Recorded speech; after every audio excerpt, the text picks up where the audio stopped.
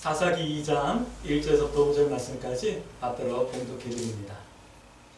여호와의 사사가 길갈에서부터 보김으로 올라와 말하되 내가 너희를 애굽 땅에서 올라오게 하여 내가 너희의 조상들에게 맹세한 땅으로 들어가게 하였으며 또 내가 이르기를 내가 너희와 함께 한 언약을 영원히 어기지 아니하리니 너희는 이 땅의 주민과 언약을 맺지 말며 그들의 제단들을 헐라 하였거늘 너희가 내 목소리를 듣지 아니하였으니 어찌하여 그리하였느냐.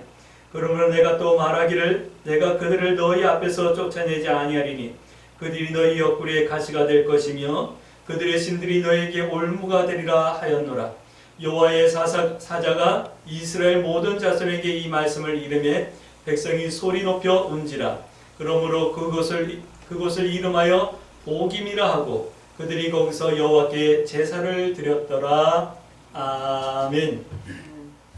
우리 서로 인사합니다. 참 잘 오셨습니다. 네, 참 잘 오셨습니다. 네, 참 잘 오셨습니다. 사사기 이 말씀은 이스라엘 백성들이 출애굽을 하고 여호수아와 함께 가나안을 정복하죠. 그리고 가나안을 정복하고 이렇게 어림잡아서 30에서 40년 이상 지난 후 전후를 이렇게 말씀하고 있는 말씀입니다. 그때부터 이제 시작해서 말씀을 이렇게 기록하고 있는 말씀이다라는 생각이 들어요. 근데 여기 보니까 사사기 말씀을 보면 이런 말씀이 있어요. 여호수아가 110세에 죽었다, 110살에 죽었다라고 성경을 기록하고 있어요. 그걸 보면 아마 가나안 정복하고 나서 30년 이상 지난 어느 시점서부터 기록되어졌다라고 생각할 수 있고요. 또 출애굽과 가나안 정복의 주역들이 모두 죽었다라고 성경은 기록하고 있어요. 그런데 이렇게 여호수아와 가나안 정복의 주역들이 다 죽은 다음에 일어나는 일들이 있어요. 그 일어나는 일들이 뭐냐면 이스라엘의 타락, 그리고 이스라엘이 타락했을 때 그들이 고난과 어려움 가운데 하나님 앞에 기도하고 또 하나님께서는 그들을 불쌍히 여기셔서 구원하는데 사사들을 세우시고 함께 하시며 구원하시는 하나님의 역사를 기록하고 있는 내용이 이 사사기예요. 또한 하나님을 떠난 사람들이 어디까지 어떻게까지 비참해지는지 알려주는 말씀이 바로 사사기 말씀이에요.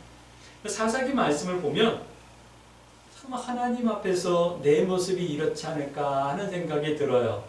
그런데 결론이 짐승과 같은 타락된 모습으로 변해가느냐 아니면 하나님을 의지하고 하나님의 백성답게 세워지느냐는 오늘 이 말씀을 붙들고 기도하는 우리의 기도의 내용과 신앙에 따라서 달라지지 않을까 하는 생각이 들어요.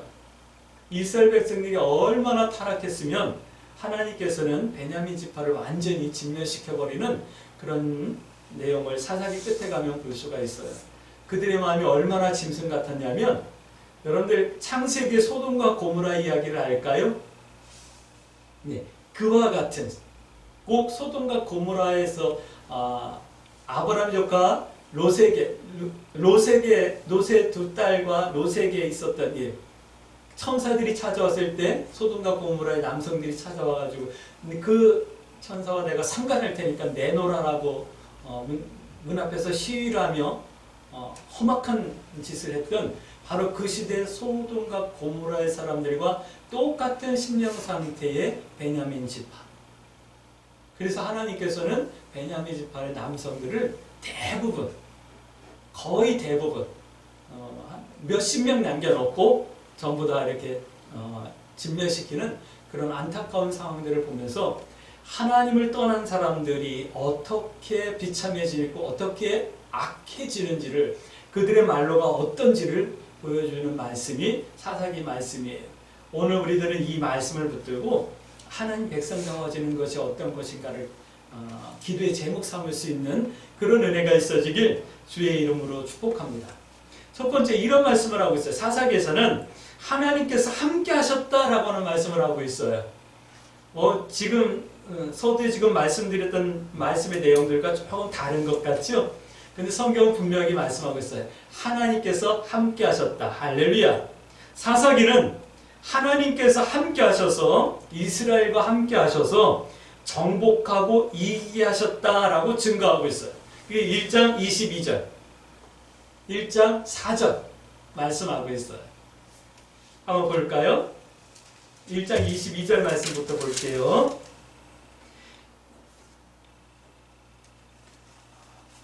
요셉 가문도 베델을 치러 올라가니 여호와께서 그와 함께 하시기를 쭉 보면 하나님께서 함께 하시기를 그래서 이기게 돼요. 요셉도. 또 1장 4절 말씀 볼까요?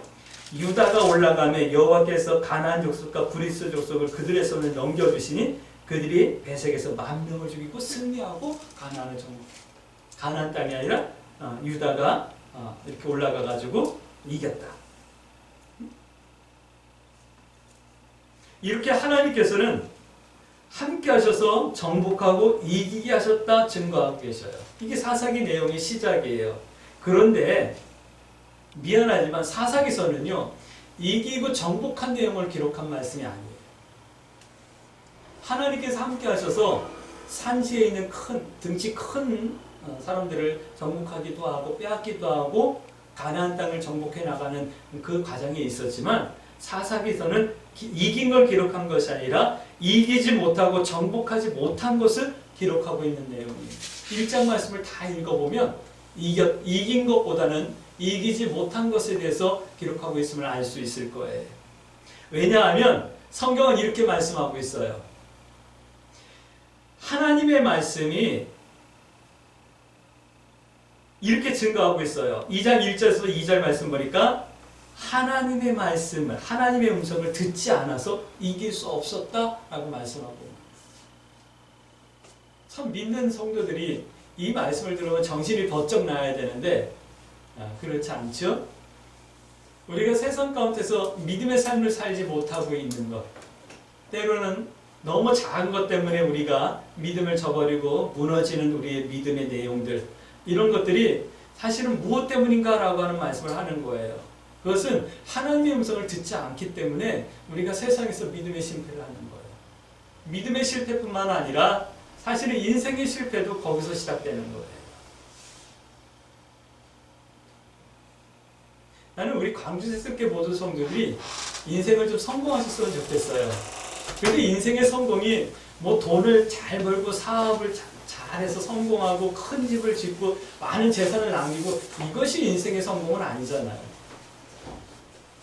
이제 얼마 안 있다가 우리가 주님 앞에 설 날이 다가오는데 주님 앞에 설 때 내 인생을 이렇게 돌아보면서 내 인생이 그래도 살만한 인생이었다, 사람다운 인생이었었다 라고 고백할 수 있는 그런 성공한 성도들이 되어줬으면 좋겠어요. 돌이켜보니까 참 부끄럽고 이게 뭐였나 싶고 돌이켜보니까 후회스러운 게 너무 많고 하나님 앞에 정말 고개를 못 들겠네. 뿐만 아니라 사람들 앞에도 내 양심을 속이고 사람들을 곤란에 빠뜨리게 했던 이런 것들을 보니까 정말 부끄럽다 이렇게 생각하는 사람들이 얼마나 많아요. 우리 광주세습계 성도들은 그렇지 않았으면 좋겠습니다. 지금서부터 주님 앞에 설 날이 얼마나 남았는지는 모르잖아요. 저는 가끔 그런 생각을 하는데 한 20년 뒤면 주님 앞에 서지 않을까 하는 생각을 해요. 그때 하나님 앞에 부끄럽지 않기 위해서 오늘부터라도 좀 정신을 바짝 좀 차려볼까 생각을 한번 해봐요.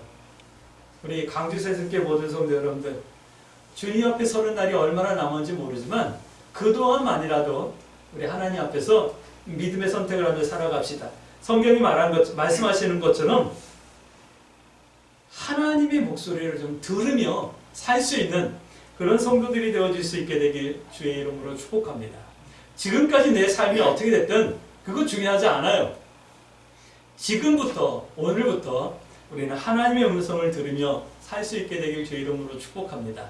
하나님의 음성을 듣는 것이 이기는 길이요, 승리하는 길이에요. 우리 광주세습계 모든 성도들 남은 인생은 승리할 수 있게 되길 주의 이름으로 축복합니다. 질문을 드릴게요. 이 사사기 말씀, 이기고 정복하고 승리한 것이 아니라 이기지 못하고 정복하지 못하고 실패한 내용을 기록한 이 사사기 말씀을 왜 기록해서 오늘 우리에게 들려주실까요? 우리들은 이기라고요. 이기고 살라고. 할렐루야. 우리들은 잘되고 복받으라고. 할렐루야. 오늘 이 사사기 말씀이 오늘 우리 광주 새순교 모든 성도들에게 기도의 제목이 되어줄 수 있게 되길 주의 이름으로 축복합니다. 여호수아와 그 시대 사람들이 모두 죽었어요.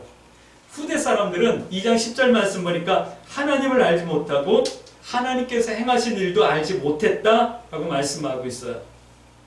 알지 못했기 때문에 지게 하셨고 노략당하게 하셨고 대적의 손에 팔아버렸다라고 말씀하는 거예요. 노략당했다라고 하는 것은 대적이 와가지고 공격하고 죽이고 빼앗아 갔다, 이 얘기를 하는 거예요. 왜 그랬냐고요? 하나님을 알지 못하니까.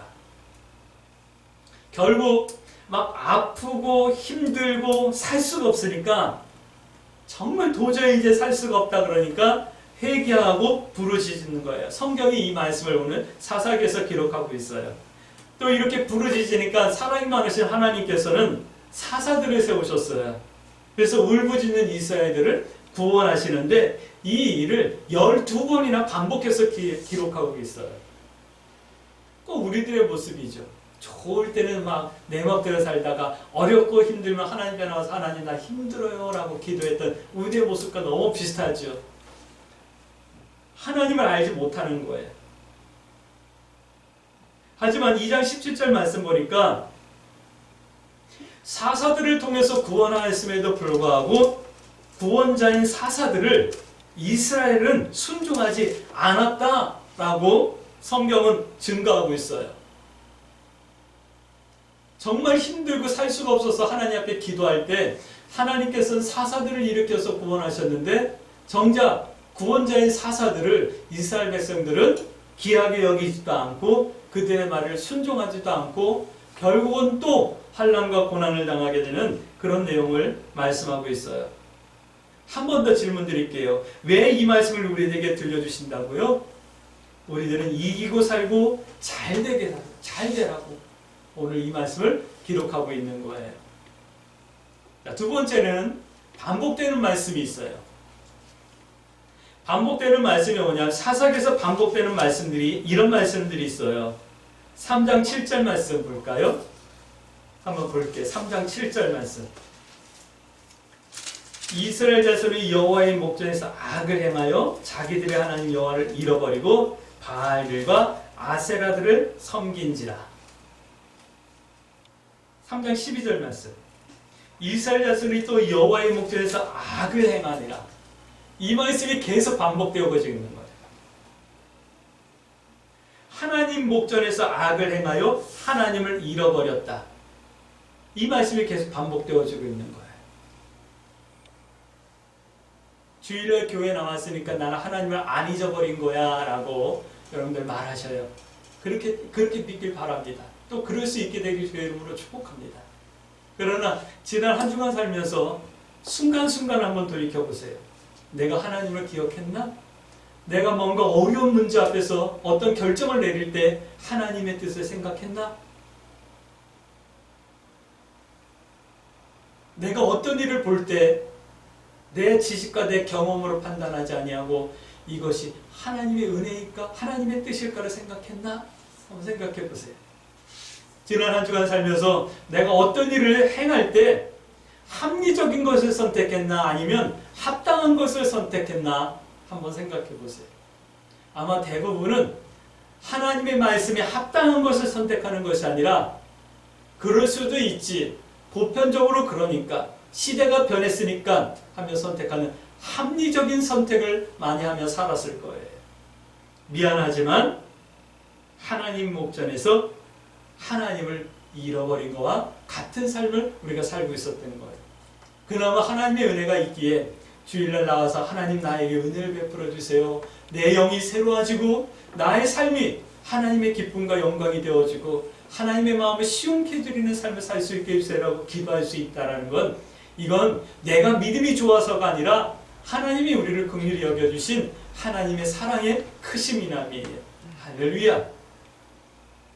또 이런 말씀을 하고 있어요. 3장 9절, 3장 15절 보면 하나님께 부르짖음에 라고 하는 말씀을 하고 있어요. 하나님을 잃어버리니까 고난과 환난이 오니까 살 수가 없어서 하나님 앞에 부르짖는 거예요. 이것이 우리들의 모습이었던 거예요. 지금까지. 이제는 이런 하나님을 잃어버리고 또 그것 때문에 오는 고난과 어려움 때문에 하나님을 부르짖는 이런 삶이 아니라 늘 하나님과 동행하는 믿음의 삶이 되어질 수 있게 되길 주의 이름으로 축복합니다. 그래서 좀 다른 말이 반복되어졌으면 얼마나 좋았을까요? 여호수아가 죽고 출애굽 사건과 그 내용을 아는 가나안 정복을 경험했던 그 시대 사람들이 다 죽은 뒤에도 그 후손들이 하나님의 말씀을 순종하며 믿음의 선택을 하며 하나님의 기쁨이 되었더라. 뭐 이런 말씀이 좀 기록되어졌으면 얼마나 좋았을까요? 그런 거 있잖아요. 아무개 성도가 하나님의 부름을 받은 뒤에 그 자녀들이 그 믿음의 전통을 이어받아 더 신실하게 하나님을 섬겼더라. 뭐 이런 말씀이 좀 기록되어지면 얼마나 좋을까요? 축복합니다.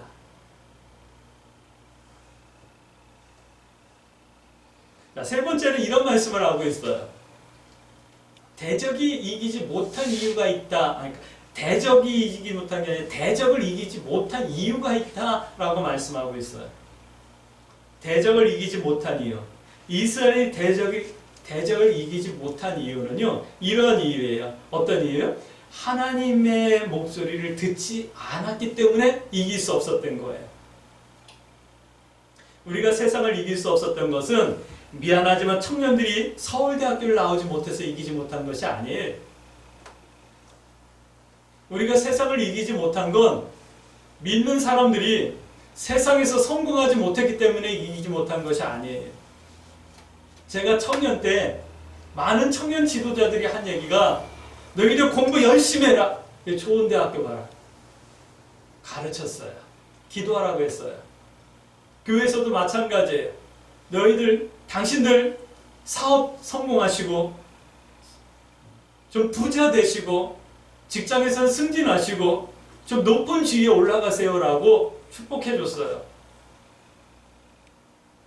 근데 우리가 좋은 대학교를 나오고 좋은 직장에 들어가서 높은 위치에 있다고 해가지고 세상을 이기는 것이 아니었어요. 국회의원들 중에 3분의 2가 기독교인이라고 말하고 고위 공직자들 중에 교회 다닌다고 하는 사람들이 그렇게 많은데도 우리 기독교가 세상의 지탄을 받고 있잖아요.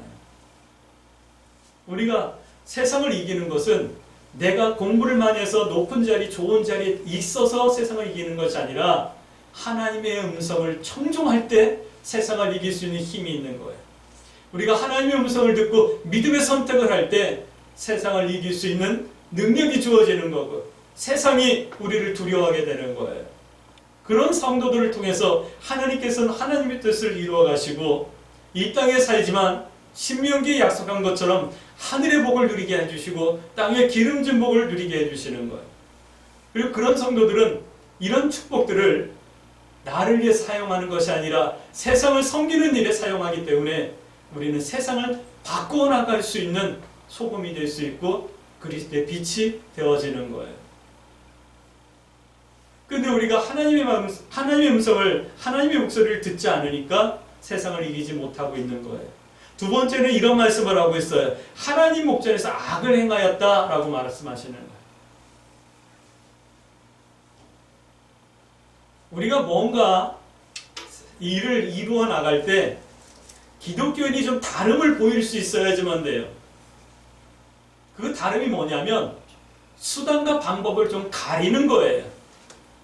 성공을 하기 위해서 수단과 방법을 가리지 않는 것은 그건 신앙 아니에요. 기독교인 아니에요. 교회를 건축하기 위해서 수단과 방법을 가리지 않는 것, 이건 교회 아니에요.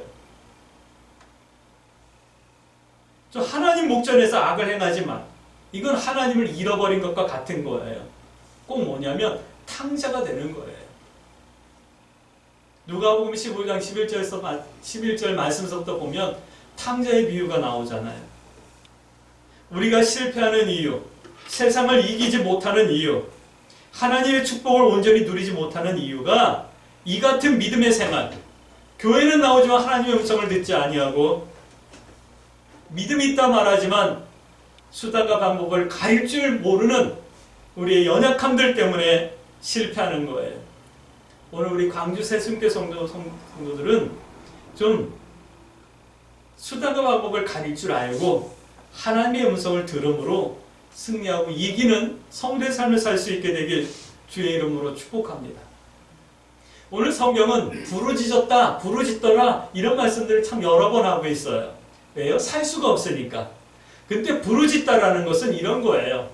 하나님 나 어려워요, 나 아파요, 나 힘들어요, 도와주세요 이것이 아니라 나는 이제 전적으로 하나님만 의지하고 살겠습니다라고 하는 결단이요 돌아섬이며 나를 포기하는 포기인 거예요.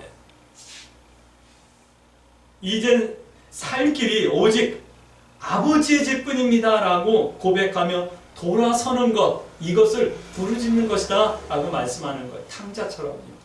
그러기 위해서 여러분들 기도원처럼 좀 신중하고 기도하며 온전한 믿음으로 행할 수 있는 성도들이 되어줄 수 있게 되길 주의 이름으로 축복합니다. 아주 중요한 말씀이에요. 이것이 안 되면 어떤 거요? 하나님의 음성을 듣지 않고 하나님 목전에서 하나님을 잃어버리며 악을 행하는 것, 이것을 점검하고 이것을 고치지 아니하면 심각한 일이 일어나요. 그것이 사사기서 19장, 20장 이렇게 두 장에 걸쳐서 마지막에 이렇게 말씀하고 있거든요. 베냐민 지파가 그래요. 마음이, 영이 짐승이 되어버려요. 초대에 말씀한 것처럼 소돔과 고모라의 사람들처럼 돼버려요. 그 내용은 한번 읽어보셔요. 얼마나 속이 상했으면 죽은 아내의 시체를 11조각으로 잘라가지고 각 지파에 보내는 거예요. 그만큼 잔인해졌다라는 거예요. 그리고 모든 남성들이, 모든 이스라엘 백성들이 모여서 베냐민 지파를 공격하는데 너희들 나와서 우리하고 말하자. 우리하고 좀 얘기 좀 하자라고 베냐민 지파를 불러요. 근데 베냐민 지파의 마음이 얼마나 타락하고 마음이, 영이 짐승이 되어졌는지 자기들이 잘못한 거에 대해서 인정을 못해요. 우리가 뭘 잘못했는데 그럴 수도 있지. 너희들도 그렇잖아. 대드는 거예요. 결국은 전쟁을 하게 되고 베냐민 지파의 남자들이 거의 몰살을 해요. 그 공격했던 다른 이스라엘 사람들이 그거에 대해서 안타까워하며 회개하며 베냐민 지파의 남성들에게 아내를 구할 수 있게 해주고, 그래서 베냐민 지파가 다시 한번 자리 잡고 일어나게 되는 모습을 볼 수 있어요.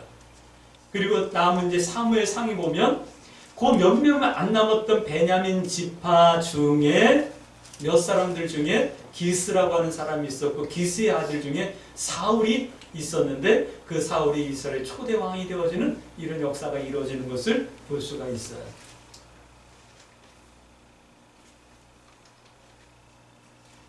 이렇게 하나님께서 그들을 내버려 두시는 거예요. 어떻게 되고요? 영과 마음이 짐승이 되도록 내버려 두시는 거예요. 그리고 하나님께서는 멸망시키시는 거예요. 오늘 우리가 어떤 삶을 살아가고 있느냐를 한번 돌이켜보세요. 마지막에 내 영과 내 마음이 짐승으로 변하는지 아니면 천사와 같이 변하여 주님을 영접하게 되는지는 오늘 이 사사기 말씀이 오늘 우리의 기도의 제목이 되어지고 오늘이 분기점이 되어질 수 있게 되길 주의 이름으로 축복합니다. 마지막으로 질문 드립니다. 왜 사사기를 기록했다고요? 사사기를 왜 기록해서 오늘 우리들에게 들려주실까요? 우리들은 이스라엘 사람들처럼 그러지 말고 이 말씀을 교훈 삼아 이기고 잘 살라고, 성도답게 살고 사람답게 살고 승리하라고. 할렐루야.